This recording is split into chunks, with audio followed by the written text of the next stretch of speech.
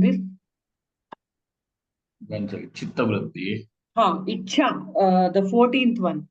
Hmm. Uh, Icha is neutral, we told, which is doing your things like eating and all those maintenance of the body. That is how I'm trying to understand. So, if this is neutral, then why we try to put niyamas on, like we do upavasa, or we say some food is varjita, those kind of controls, why we try to apply on the icha also, See, because which is neutral. you are hungry Huh. and food will satiate the hunger. But do you stop only with that, that food will satiate the hunger? Or you want only idli podi and idli? Huh. Desire also starts there. Uh, Uh, so now you see, it is not as just simple like that. So in case of a sadhu, now he is told Bhikshannam, he should go for Bhiksha. Over there, he is also told Swadvannam natu yachatam vidivashat praptena santushyatam. The sadhu should not go into appreciation or even criticism of the food. That is for him. And yachatam to bilkul hi nahi. hmm. Oh, you made that thing nice last time. Bring it more. If the Grihastha Bhakta notices it when he is serving the food to his teacher or to some Mahatma, and he feels that this is what only, then he can bring it next time. But the sadhu should he made nice, bring it. In fact, even for a Grihastha, there is this injunction. Annamna parichakshita. This is the Vedanya. This is the command of the Vedas. That the Grihastha also, you should not criticize. Annam na parichakshita. Annam bahukurvita. And make plenty of food so that nobody has to think, hey, what if I eat? Somebody will, my next one, will he have or not? Have to cook properly. And there should be plenty of food even for an unannounced guest. So a guest comes, the grihini should say that the food is ready, even if she has to put the vessel on the fire. So why it is not a lie. This is how she should say. Tayar hai. It is just ready. Mhm. That is true for every grihastha. So annam bahukurvita, annam na parichakshita. But for a sannyasi, there is no स्वादवन्नम न तो याच्यता याचना ही नहीं करनी चाहिए स्वादवन्न की. Hey, I'm coming, make me some nice bhelpuri.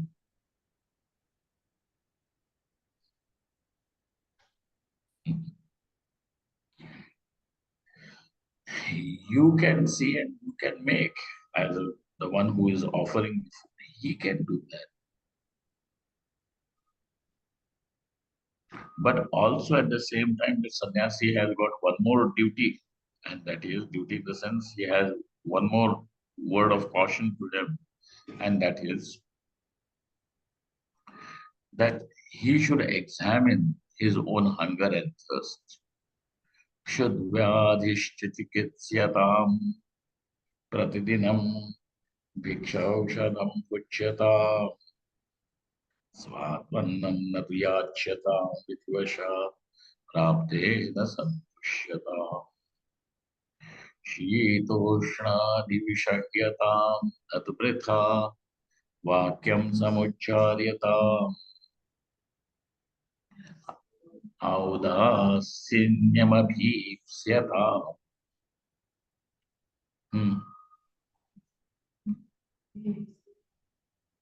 जनकृपा नैष्ठुर्यमुत्सृज्यता. This is it. That's why there is, fasting, what you should eat, what you should not eat. Eat, but then you, because you are insisting, because of your special insistence, now the Shastra is bringing an injunction. You understand why there is an injection of yamas and niyamas, etc. That is the reason.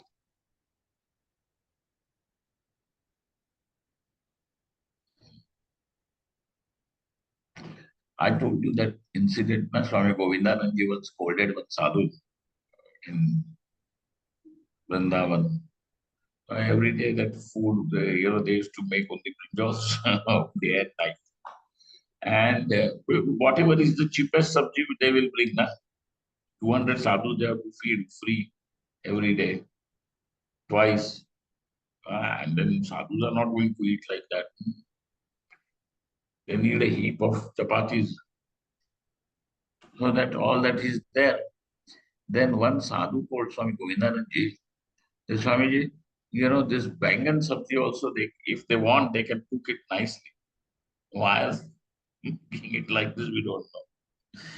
So Govindanandji told that sadhu, Maharaj ji, अच्छी वाली बैंगन की सब्जी चाहिए तो शादी कर लेनी चाहिए. That is for a grahastha. तो hey, you understand? Hmm. So why are there these injections? Food you get. Food will satiate your hunger. But then you are saying only my hunger will be satiated only by idli. Here is the problem.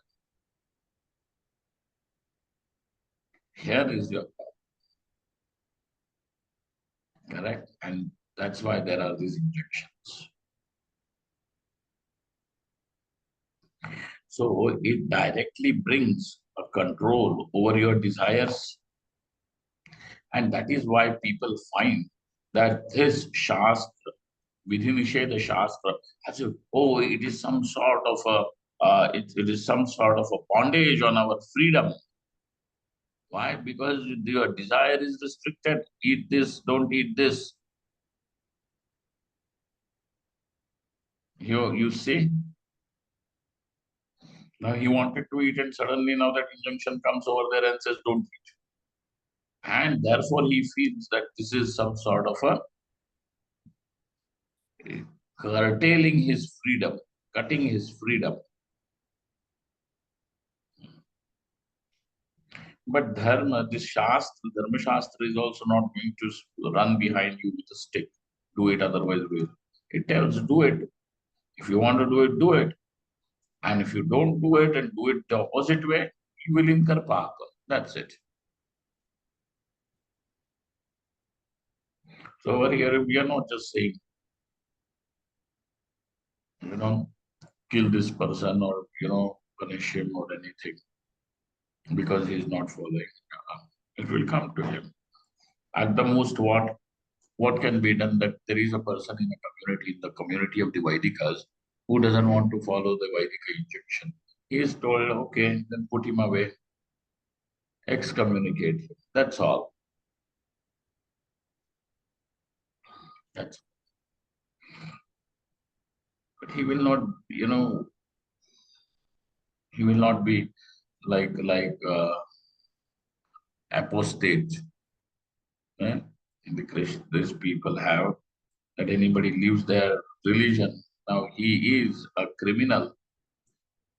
He's criminal means his crime is to be punished with death. No, no, not like that over here. You don't follow.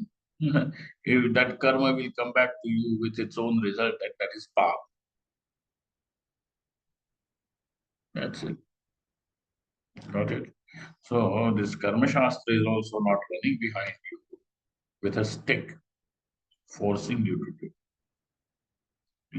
It is your freedom. You do. Any question? We have already gone 20, 25 minutes, gone 21.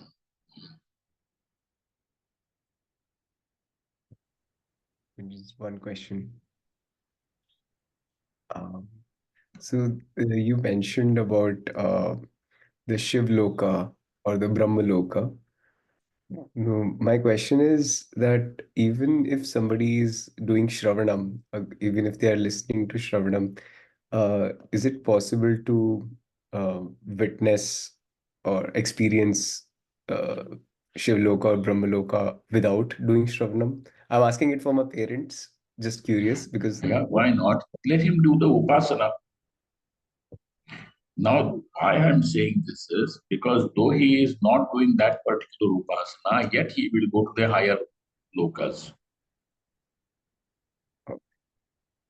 And why will he attain that Brahma loka? Only by the power of his Shravanam.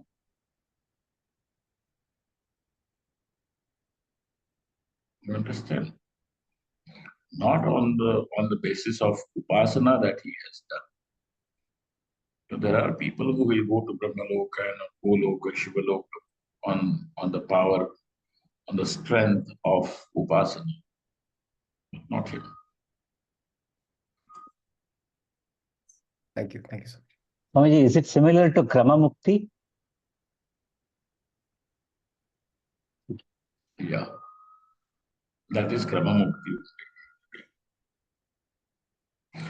Sometimes, say suppose, even if you have done Shravana, but yet Tatparya Nishchaya has taken place, but it is not as strong as it has to be, then that person will come down if he does not get liberated in the Krama Mukti sequence. He will come down and he will be born to parents who are yogis. Yoginameva janma bhavatya kule bhavati dhimata.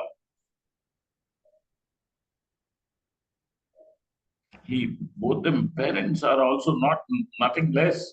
The mother and father, they are also yogis. And to them they are born. And so their progress now continues from there. And that is the reason why you find people like Ramana Maharshi or Sant Jnaneshwar Maharaj or even Ramdas Swami and all these people. Why in their childhood only they display such great vairagya, great equipoise, which we cannot find even when they are 60 and 70. Because they already have traveled. They are such great souls, yogis of the earlier birth. That's why in Ramana Maharshi's life, you don't see him doing Shravana in this life because he already had accomplished it. So he had done that. And so for him, Atma is Brahman was something that he simply had to do the Nididhyasanam and finish. But everybody will say, I also will become Ramana Maharshi, go and sit in some cave under a temple or something. He will start Agarbatti factory there. I'm telling you.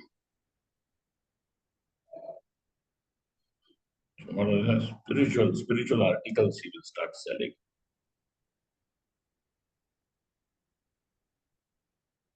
So therefore, these yogis, those who have done it, get liberated. If they don't get liberated from the Maloka, they come down, but they come down in very pious, holy, where mother and father are also yogis. In such families, such parentage, they are born. In fact, our Maharaji used to say, for a Brahmajnani to be born in any family, it takes the Shuddhi of 7 generations.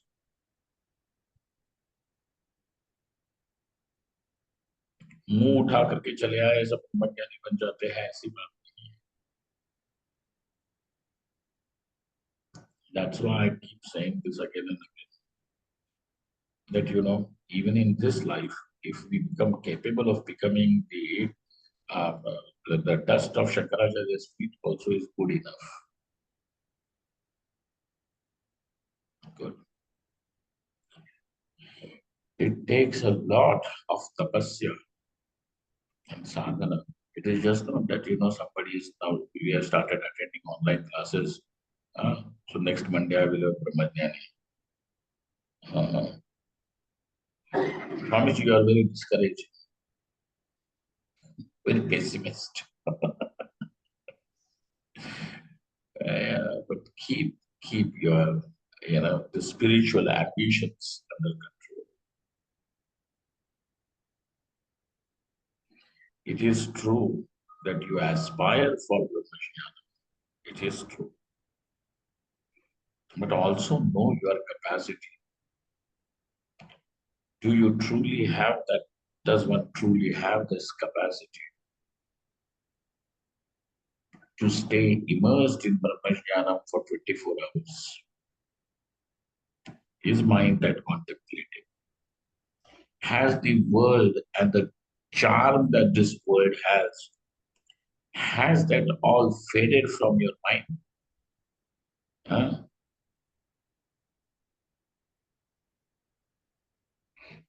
Otherwise, why will we Mandaleshwars be also there in that, pomp and show during the Kumbh Mela? Who will sit on the silver chair? All Mandaleshwars are made to sit in a silver chair, palanquin, and then they are taken across. For what? So there is this some sort of, what is the point? So what, the world should stop holding charm for you. No, nothing. Oh no, they don't have. Only the devotees make them sit. Maybe if the devotees want to make them sit, it's okay.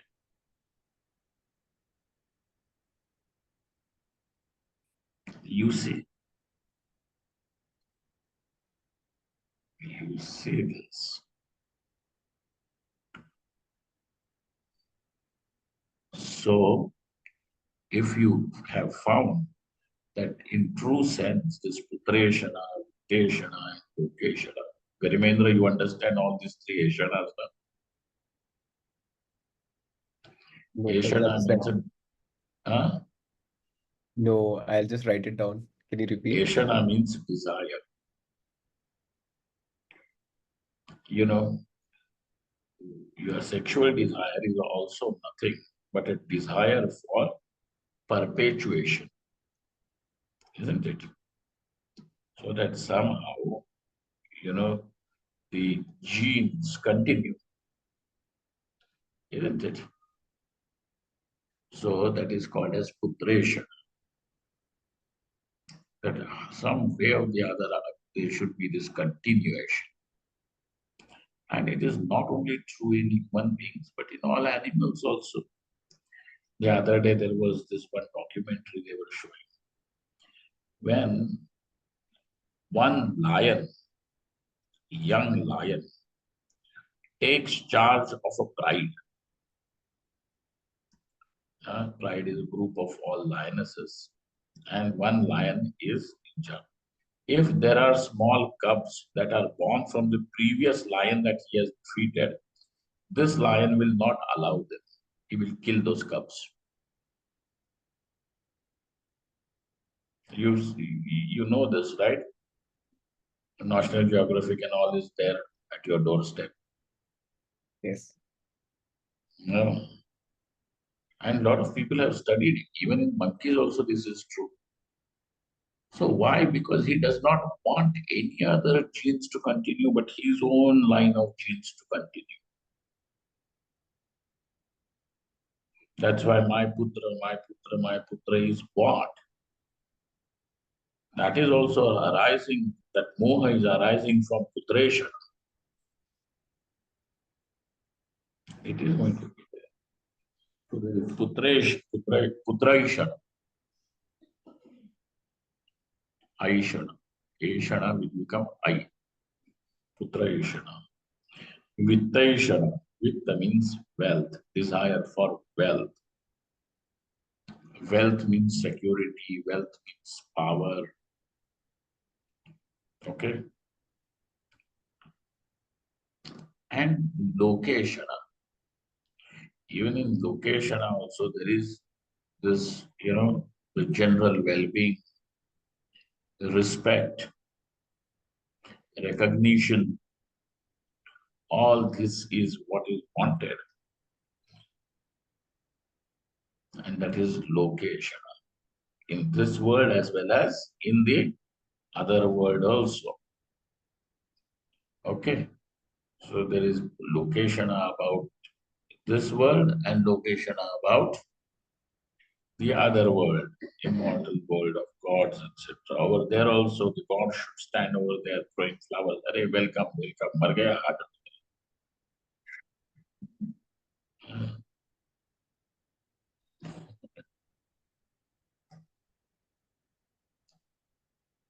So that is that is location.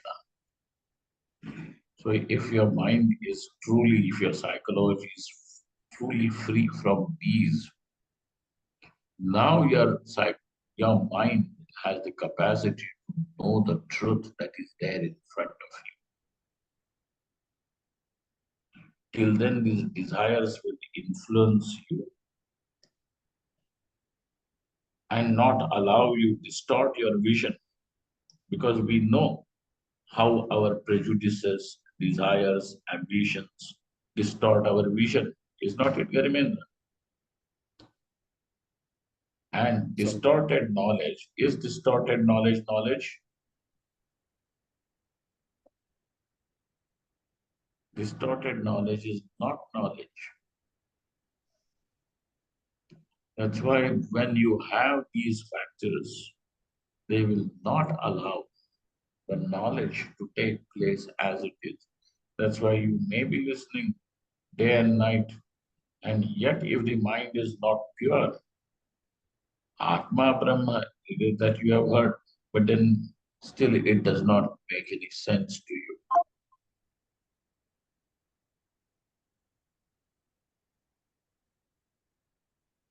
Then you will conclude, oh, Atma Brahma ho jata hai. Guru ji jab kripa karenge, tab ho jayega.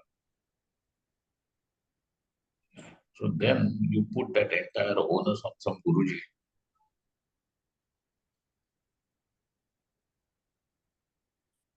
Your Guruji ki ichha hogi tab jnana hoga. Why? Till then your Guruji does not desire that you should be liberated and free from misery. So your Guruji wants you to stay in misery. When you say that Guruji ki ichha hogi tab jnana hoga, what is the other flip side of the coin then? That Guruji does not want you to have knowledge. He doesn't desire that you should have knowledge. Which means rot in the misery. Is that what Guruji is saying? So don't put it there. Why is it not taking place? Because there are these factors, pollutants, which first need to be cleansed. And therefore, karma and vasana is that cleansing factor through which these desires now are made to sublimate. Okay. When your psychology is free from the grip of all these desires, that's what he said, na? All these things, these vrittis, the 13 types of these pollutants, you're free.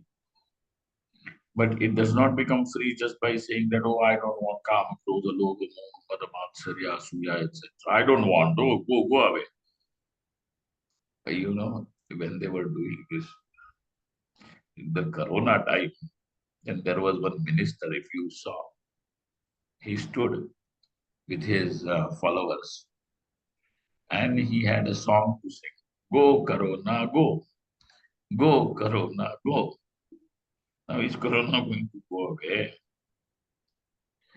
Then people said, even Modi ji also made that sound and lit the lamps. That was meant for people to have courage. The entire country, the world is sinking under that, it was a terrible time on the road or in that curfew. We could hear only these ambulances and hearses taking the dead bodies and the sick people to the hospitals, aims over here. No other sound. Otherwise, Rishikesh is such a, what do they call? Sound polluted town. But at that time, only these sounds. During 10, 20 times, only the ambulance will run on the road. Hearses will run on the road, carrying the corpses to the smashan. So it was, and people had to sit at the home. So it is quite depressing, and so for that reason. But singing songs is what? Go Corona, go, go. No, it is not going to go away. Like that, you saying that go, all Kama Krodha, go. It actually needs a plan of action, and that is Karma Upasana is the Upaya. That's why in Ishavasya Upanishad also it is said that the one who is Karmadhikar, the one who is qualified for a karma, he should do karma and upasana together. Okay. That's why that is how karma yoga is advised by Bhagavan Shri Krishna. Because over there you are doing karma and your attitude of offering it to Paramatma becomes the upasana. So karma upasana, Ishvara upasana has to be there. So when that is done together, then vidyancha yastat vedo bhayam saha avidyaya mrityum tirtva vidyaya mritamashtute. So through this avidya, following the karma, what happens? You rise above the gramya bhav. Gramya means like animalistic desires. The low desires. And amritamashtute means then you also attain devatva. There is your life attains a quality of divinity, touch of divinity to it. That's why karma and upasana has to be also done together. Right? Sangeeta? Okay. हाँ जी समझिए Jayama, all okay? ठीक है, मुझे लगता है what more? Anybody has anything else to ask? We can stop otherwise. One last question, Swamiji. Please.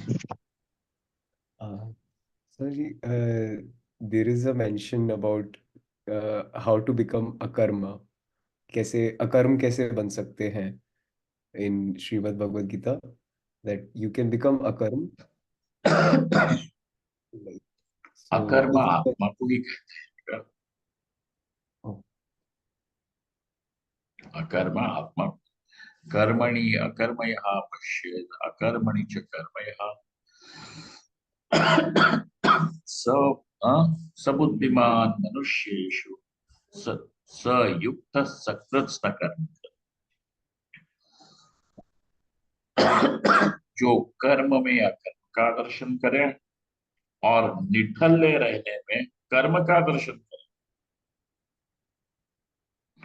वही बुद्धिमान है, वो ज्ञानी है. बुद्धिमान का अर्थ क्या है? ज्ञानी. और श्री कृष्ण का ज्ञानी मतलब कौन? सामान्य ज्ञानी नहीं है कृष्ण के अर्थ, ज्ञानी का अर्थ वो परमार्थ ज्ञानी है।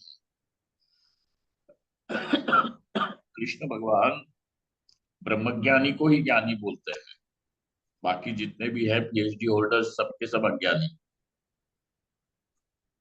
हाँ।